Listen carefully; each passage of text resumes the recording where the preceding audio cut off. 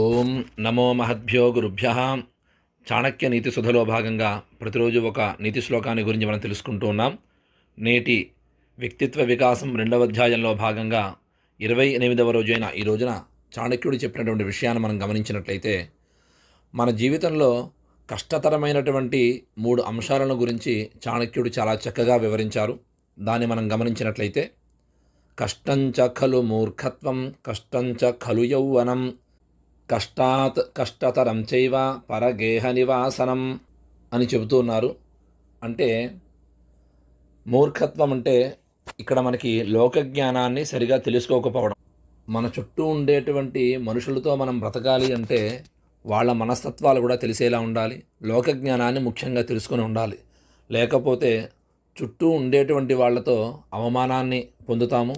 వాళ్ళ ద్వారా మోసాన్ని కూడా మనం పొందేటువంటి అవకాశం ఉంటుంది. ఇక్కడ రెండవది కష్టంచ ఖలు యవ్వనం అని చెప్పారు. సాధారణంగా యవ్వనం అంటే ఉత్సాహము, శక్తి, సాహసాలకు నిలయంగా చెప్తూ ఉంటాం. ఇక్కడ యవ్వనంలో ఉండే సమయంలో వివేకం అనేది లేకపోతే మన వినాశనానికే దారితీస్తుందని చెప్తున్నారు చాణక్యుడు. యవ్వనంలో శరీరానికి, మనసుకి కొత్త కోరికలు పుడుతూ ఉంటాయి.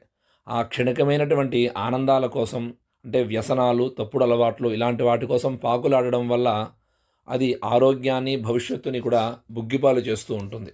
కాబట్టి ఆ యవ్వనాన్ని వివేకవంతంగా ఆలోచించి మంచి మార్గంలో పెట్టుకోకపోతే భవిష్యత్తులో కష్టాలను ఎదుర్కొంటారని చాణక్యుడు తెలియజేస్తున్నారు.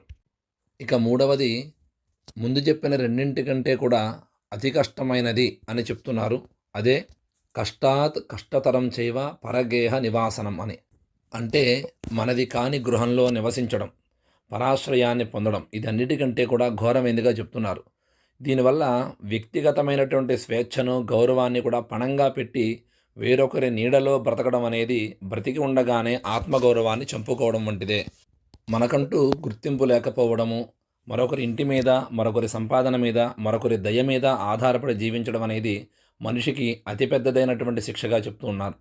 అందువల్లే మన కాళ్ళ మీద మనం నిలబడుతూ సమాజంలో తలెత్తుకుని బ్రతకాలి అని చెబుతూనే, నీ నీడ నీకు తోడుండాలే కానీ నువ్వు ఇంకొకరి నీడలో బ్రతకకూడదు అనేటువంటి సిద్ధాంతాన్ని గురించి చాణక్యుడు మనకి ఎంతో అద్భుతంగా ఈ శ్లోకంలో వివరించారు.